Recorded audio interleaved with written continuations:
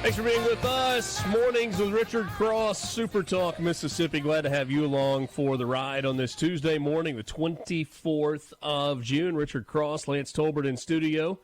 And one of our favorites, Glenn Antizzo, joins us now, professor of political science at Mississippi College. He is in studio. Professor, good morning. Good morning, Richard.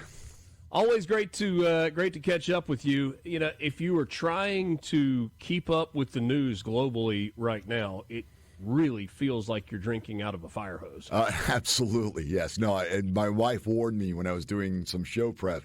She said, just go to bed. You wake up in the morning, do it then, because the news is going to be very different when you wake up. And she was right.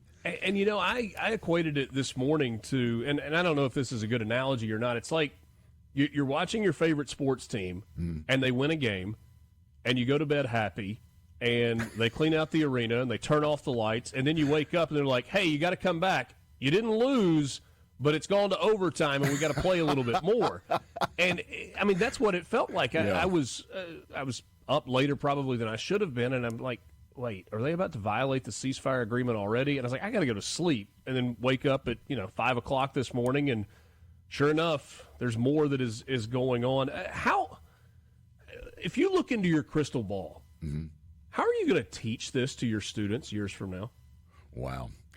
Well, I think one of the things I would have to bring up is that sometimes military force is necessary to achieve a goal. It looks like, at least when I went to bed last night, as you were saying, that perhaps. Finally, we're at a point where there might be some calming down of the situation in the Middle East. The Israelis are fighting for their survival. The Iranians are the primary threat, even though Israel is being hit by the Houthis and Hamas and in the past by Hezbollah. The ultimate source of all this has been Iran. And Iran has made it very clear that if they get a nuclear weapon, that the first thing they're going to do with it is try to hit Tel Aviv. The Israelis took the opportunity to hit the Iranians before they had a chance to put together a bomb. The U.S. saw a golden opportunity to really set the Iranian program back. You may remember that the Israelis in 1981 had set the Iraqi program back by hitting Osirak right outside of Baghdad and destroying the breeder reactor that was getting fuel for a possible Iraqi bomb, and that largely defused at least Iraq's nuclear capabilities. This may be the thing that hopefully, I'm a little skeptical, but hopefully will bring the Iranians to their senses that they could play a constructive role in the Middle East if they wanted to, but they've got to stop all this stuff, and it starts by renouncing a nuclear weapons program. This is not a like, ooh, I've got great sources thing. Right. But so much was made of the 60% uranium enrichment. Right. That threshold. And, right. And then needing to get to 80 or 85 or 90% for purely enriched uranium for a warhead. The IAEA in some of their reports has said that, look, Iran was really, really close. People have doubted that. But I spoke to someone yesterday who has made studying nuclear warfare their life's work, and has worked in a lot of places where it have a lot of information that we don't necessarily have access to. And he said, look, the whole 60% thing was a myth, that they were way farther along and were basically at a place where they had a nuclear warhead if they wanted it. Wow. Are there things that you've read or heard that kind of lead you to believe that that's reasonable information? Because I feel like the United States striking Iran and Israel, I mean, not that Israel ever really needs an excuse to go after Iran, but for them to act in the way that they did after such a long lead up and so much behind the scenes legwork, it feels like they all got to the point where, like, it has to happen now. Yeah. No, I again, this is just sort of my intuition. I probably don't have quite the level of information that your source has, but that Chinese plane showing up the Chinese planes showing up a few days before the attack on the complex, makes you wonder why they were there and if they were taking anything out of the country with them. And I've always had this lingering suspicion. During the 1980s, there was this belief that three pariah states were working together in order to build nuclear weapons, and they each had their own reason for working together. And those three countries in the 1980s, people were talking about South Africa, Israel, and Taiwan. South Africa because basically the world hated them for the apartheid situation. Israel because it's just fashionable to hate Israel, and Taiwan because of the looming threat of China.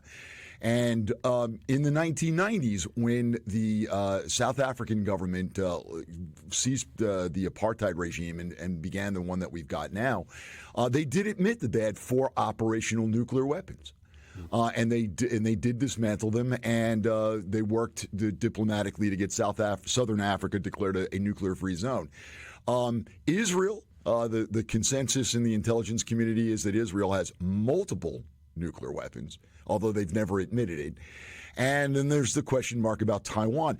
Anyway, the reason I bring all this up is to say that it may well be that the axis on the other side has been working together. I've always had this lingering suspicion that the North Koreans and the Iranians have been working together on this. And those are two countries that everybody would prefer not have nukes. Absolutely, Richard. Absolutely. I mean, if you're going to pinpoint threats to the world peace, it's while Russia and China are threats, those two are at the top of the list and head and shoulders above everybody else. Yeah, because with Russia and China, to varying degrees, you're talking about sophisticated, civilized countries. Yes. And though politically they are not what we would like for them to be, and maybe that relationship's not what we would like for them to be, they also understand, nuclear theory and zero-sum game, and if one person shoots off a nuke, the other's going to shoot off a nuke, and it's not going to end well for anybody. Yeah, no, deterrence is definitely something that they're both very much aware of, and they also are aware that nobody wants to win a war where the prize is a radioactive wasteland. Yeah. That is not a great trophy at the end of this. Going back to the incredible mission that started Saturday night, continued into Sunday with the B-2 bombers flying halfway around the world and dropping those bunker buster bombs. Was there a secondary effect where the world needed to be reminded and needed to see the United States flex its military muscle? Absolutely. The last 4 years before the current administration was, I think, in terms of international diplomacy, a disaster. One of the most successful tools that the United States and other great powers can use is something called coercive diplomacy, and that is diplomacy backed up by a credible threat of the use of force to achieve a goal. In other words, we can do this peacefully, or I can twist your arm. And there are varying levels of twist I can apply. And that really was not effectively used by the previous administration. And starting with the withdrawal from Afghanistan in 2021 and going forward from there, the Biden administration just was sort of, in my opinion, conveyed weakness to the world, that nobody really had to take the U.S. seriously and listen to anything the U.S. had to say. And as you pointed out in the previous segment, America flexing its muscle is starting to yield results around the world, getting the world to a safer place. Let me remind everybody also that, in 1991, we went to war in the Persian Gulf. And shortly afterwards, in 1994, the Israelis and the Jordanians concluded the second peace agreement. Israel had already had one with Egypt. Now they had one with Jordan. And I think Jordan was impressed by American military power. The Libyans were working on a nuclear weapon under Muammar Gaddafi. And they went to the UN and they decided to give up the nuclear weapons program and try to get themselves back into the international community. That's what happens when the United States has a more assertive role in the world and, as you put it before, flexes its muscle. People respect that. Is the Middle East different today if the United States finishes the first Gulf War? that started in 91. Oh, wow. Because they were there, right? I mean, they were on the doorstep of Baghdad. It was a couple of days march in and kind of called off the dogs. Hey, enough has been done. Yeah, no, the feeling was that it was like chasing a dog chasing a car. You know, what happens if you get it? Well, we can get into this on the other side, but I think one of the problems is that there was too light a footprint, and so it wasn't possible to finish the job. But you're right, it might have been a different place. Visiting with Professor Glenn Antizzo. He teaches political science at Mississippi College. What an interesting time to be in that particular field. We've got more with the professor on the other side of this timeout. Mornings with Richard Cross, SuperTalk, Mississippi. I never know what's coming, Lance. I know, and that's the way this feels. You know, it's like a pig in a pen, slobbered up with Vaseline, and you're trying to catch him. That's about what this whole thing feels like. You got it locked into Mornings with Richard Cross on SuperTalk, Mississippi. C-Spire text line open at 601-879-4395. C-Spire, inspired by you. Professor Glenn Antizzo from Mississippi College, teaches political science, is my guest. I want to read you a couple of things and get your reaction. Sure. First of all, and this one there's a little levity to this one. Iranian state TV says that a victory rally is scheduled for 6 p.m. today in Revolution Square. Okay, we'll just file that one away. Reports are that both the intelligence general of Iran and the deputy general of intelligence in Iran have been eliminated and were eliminated in yesterday's strikes. And then this from Bibi Netanyahu's office, a little bit longer here. The ceasefire was scheduled to take effect at 7 a.m. At 3 a.m., Israel launched a powerful strike in the heart of Tehran, targeting regime infrastructure and eliminating hundreds of Basij members and Iranian security personnel. Shortly before the ceasefire took effect, Iran fired a barrage of missiles, one of which struck Beersheba and claimed the lives of 4 Israeli citizens. At 7 a.m., the ceasefire came into effect. However, at 7:06 a.m., Iran launched another missile toward Israeli territory, followed by 2 more at 10:25. All 3 were intercepted and landed in open areas, causing no casualties or damage. In response to these violations, the Israeli Air Force destroyed a radar installation near Tehran. Following a phone call between President Trump and Prime Minister Netanyahu, Israel refrained from carrying out additional strikes. During the conversation, President Trump conveyed his deep appreciation for Israel, which he said had accomplished all of the war's objectives. The president also expressed confidence in the stability of the ceasefire. So forgive me, that's a lot of words. Let's go to the last sentence. Confidence in the stability of the ceasefire. What is yours? I don't know. At the moment, I think that maybe things will calm down, but I don't know how long this is going to hold. I think that the president is trying to convey to both sides the need to sort of get a cap on this before it goes any further.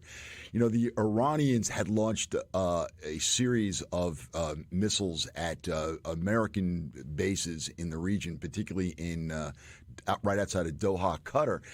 And but they had called the Qataris before the missile strike and let them know, hey, you got a package on the way. Tell the Americans to get underground, get in their bunkers, and nobody's going to get hurt.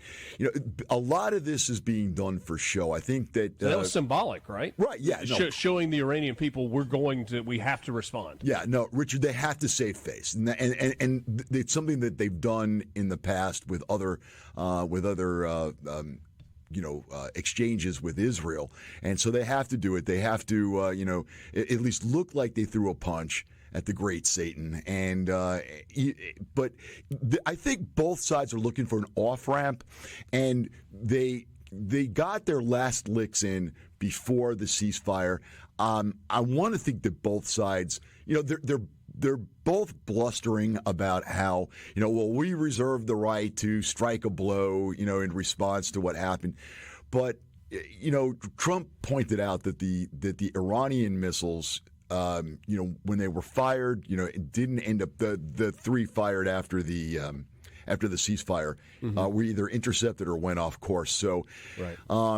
I think that you sort of let that go and you try to let things calm down a little bit at this point.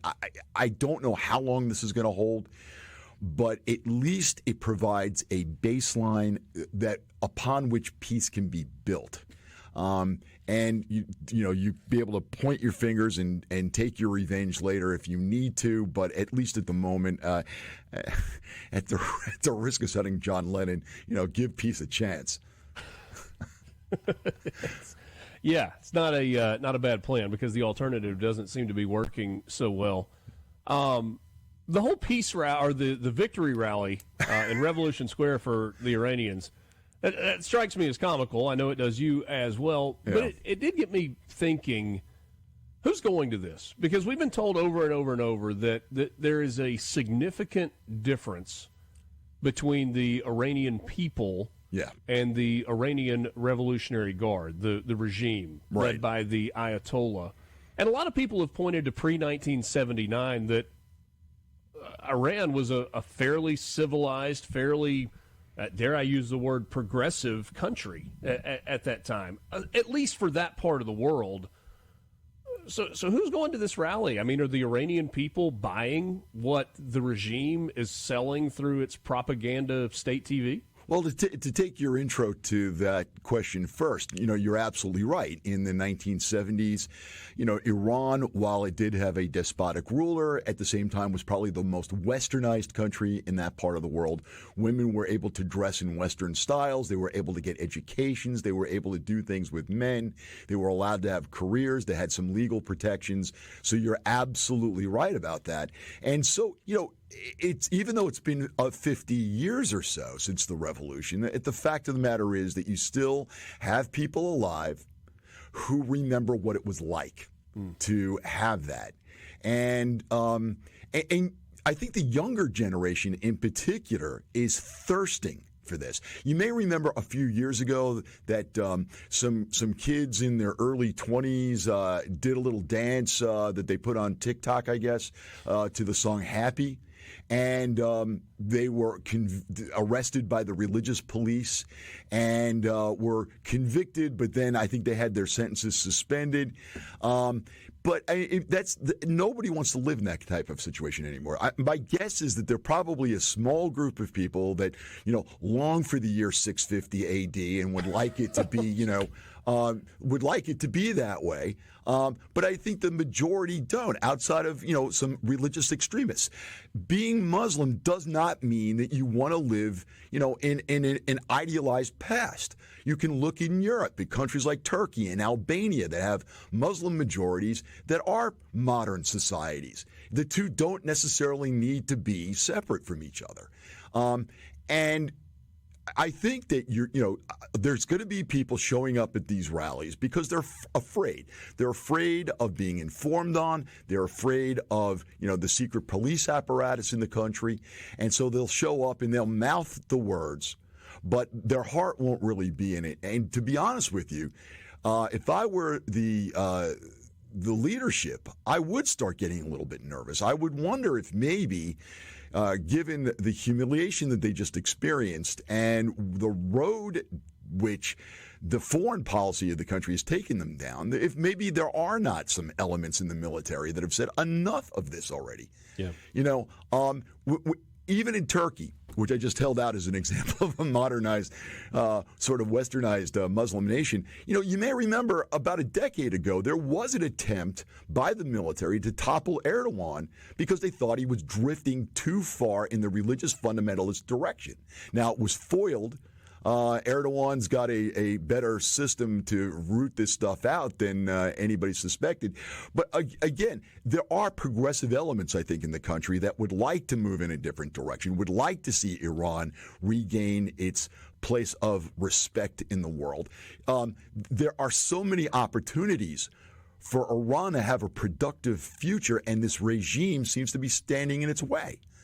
Yeah. Iran, and here's the great thing. When you've got oil, you've got a chance. Yeah, not only that, but also, and I can't even believe I'm going to say this about the regime there, but you do at least have the structure of what a democratic government would look like. It doesn't operate democratically, but you do have a parliament. You do have elections.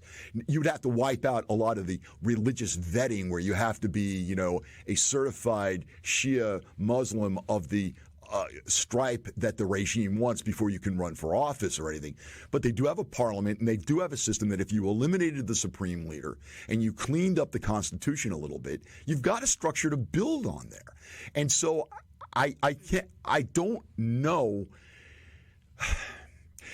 Let's put it this way. There was an attempt to try to bring this regime down during the Obama administration. And had we given a bit more support to the people that wanted to make the change, who knows what could have happened back then. I see this administration as perhaps being a little more open about it. It's not like you have to put any boots on the ground. And any change that's going to happen in the country has to be organic. It has to come from the people there. I'm glad you said that because Trump has stayed away from the whole regime thing change. Right. So we got a lot of experience with nation building, and we suck at it. Yeah. Like we're not good at doing that. But isn't that the point? Like another country can't go in and say this is the leader and expect that country's people to be happy. It has to be the people themselves who affect that change, right? Right. And I think that there are enough people who are older that remember the way it used to be. I think that there are enough people that are younger that see what their future could be. And so I think that there is a chance for this. But as we both have sort of agreed here, it has to come from the people themselves. Yeah. As you said before, Afghanistan, we tried to build democracy. It was a failure. Iraq, not quite as big a failure, but a failure. So we've got, we'll wrap up our conversation on the other side of this timeout. Glenn Antizzo is my guest, professor of political science, Mississippi College. We're back with you right after this. So what about the role of regional players that are not directly involved with this Iran, Israel, United States as a piece of the puzzle conflict? Glenn Antizzo is my guest, professor of political science, Mississippi College. One last segment with him as we kind of wrap this conversation up. You mentioned China and Russia earlier. It was a different part of the conversation. But they both got their own stuff going on right now. Right? China's interest in Taiwan, I'm using interest very, very loosely there, and the ongoing Russia-Ukraine conflict war that is happening as well. Right. Is there anything that's happening in Iran with Israel with the aid of the United States that is parallel to what's going on with China and Taiwan, that's going on with Russia and Ukraine? You're talking about regional players that, what their position would be? Yeah, I mean, largely both have kind of sat this one out. I mean, we've gotten some statements from Moscow, from Putin about, well, we support Iran, but they really haven't supported Iran. Oh, I see what you're saying. Okay. China brings in the plane. We don't know what that was all about. One of the things that Lance and I have talked about off air is that, is this China's signal that it's okay for them to invade Taiwan? Like, how does all of this intersect? Well, let me start with... Or does it? Yeah, no. Let me start with Russia first. The Russians have got their hands full. There's been some talk, Medvedev, the attack dog of the Putin administration, has basically made a statement a few days ago about, the Iranians may not have an ability to have nuclear weapons now, but there are plenty of countries that would be willing to give them one. Nobody's willing to give them one. That was out of left field from a guy that has currently zero power in Russia. Exactly. The guy is pretty much a sock puppet who was the stand-in for Putin when Putin was constitutionally banned from a third term. He had to sit one out in order to run again. But look, they haven't been able to defeat Ukraine in 3 years. I doubt that they're going to be able to do anything to help the Iranians while they're calling in 12,000 North Korean troops, Houthis, and tricking people from Syria into coming to Russia in order to act as cannon fodder for their war of conquest. And I think one of the problems for the Russians is that they've been relying on those Iranian drones to attack Ukraine, and that may actually hurt. Israel kind of eliminated most of those, yes. I think. Yeah, I agree with you, and I think that is going to hurt the Russian war effort. So, they can bluster all they want and, cosplay it being a world power, but, that's the best they can do right now, I think, because they are sufficiently tied up in Ukraine. The Chinese, typically do not like getting involved in stuff like this. They have their interests, and they would like to do things that will give them, an advantage. And they would like to obviously, maintain access to oil and other resources that they need. And so I think that the Chinese are not interested in getting involved here. As you pointed out, and forgive me for interrupting. No, it's all right. Like the only real involvement that China has had in this, and maybe there's more going on behind the scenes, but was when the Iranians kind of threatened to close the Strait of Hormuz, and China was like, "Oh no, that's not going to work. Yeah, that's a non-starter." Richard, and that brings up something interesting. All you have to do is look at a map. Who is mining the Straits of Hormuz or closing it down? Who is that going to hurt? It's going to hurt the Iranians. How are they going to get their oil out?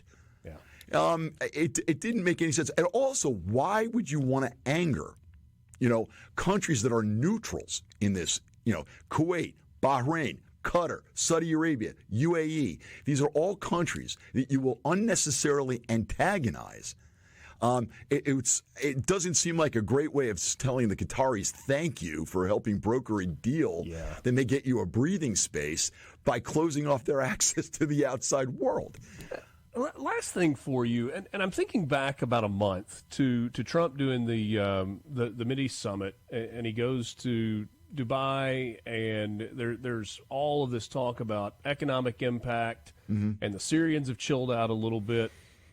Was that strategic in advance of what maybe the administration saw was coming with Israel and Iran in terms of strengthening some Middle Eastern relationships? Yeah, I think so. I think the administration has got sort of twin goals for the Middle East. One is that they want to conclude peace. And, if you want to be cynical and say that the president wants to do it because he wants a Nobel Prize, fine. Because I've been hearing some people say that. But I think that he understands that it's in everybody's best interest, particularly America's best interest, if there is peace in the Middle East. And we've got countries we can work with. The Saudis seem to already be on board. Otherwise, the Abraham Accords wouldn't have happened. Right. I saw an interview with the Crown Prince saying that they would like to restart talks with Israel again. We are at the edge of a new Middle East, and Trump can help make it happen. Kind of feels like he deserves that Nobel Peace Prize at this point, pending how this ends with Israel and Iran, I suppose. Glenn Antizzo, really appreciate your time and a wildly fascinating conversation this morning. Thank you, Richard. Let's visit again soon. Absolutely. Glenn Antizzo, professor of political science, Mississippi College, and all-around good guy, too. Take a time out. 8 o'clock hour coming up. The news is next. It's Mornings with Richard Cross on SuperTalk Mississippi.